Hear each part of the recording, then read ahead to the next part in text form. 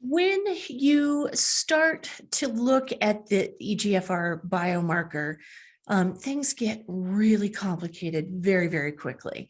We talk about EGFR and AOK and ROS1 and a couple others, All and you these think acronyms, you get all to these sound like the acronyms, and you think, military or the right, government or something. right, and you think, oh golly, like it's just that complicated. Well, then you start to look at EGFR, and now there's exon 18, 19, Exon 20, 19, 21. exon 20, right? Point mutation, Like, deletions, right?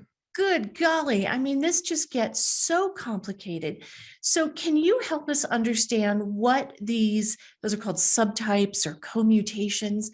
Like, what information is that exon string of numbers giving Right, us? right.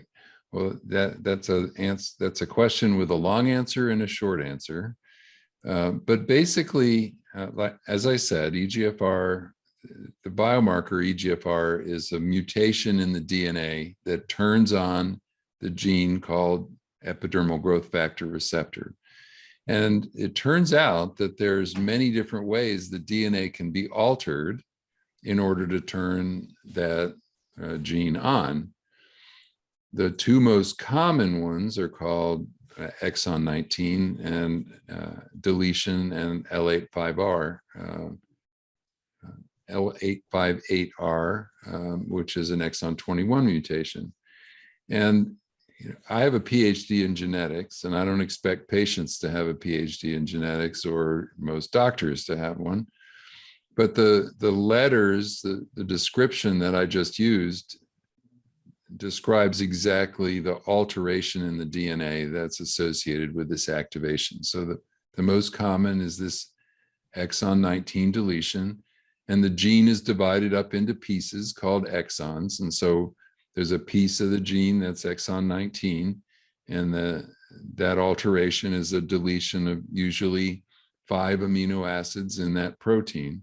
And that's the deletion 19, whereas the second most common mutation is L858R, which is a point mutation of leucine, which is an L at position 858, to an arginine, which is designated as an R.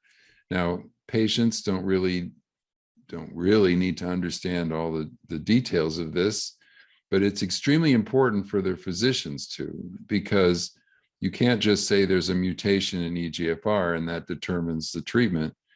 Some of these mutations, the less common ones, typically have a totally different drug sensitivity pattern, and you should use completely different drugs than the more common ones. So it is important to know not just that your tumor has an EGFR mutation, but precisely which alteration the tumor's DNA has, and that makes a difference as well.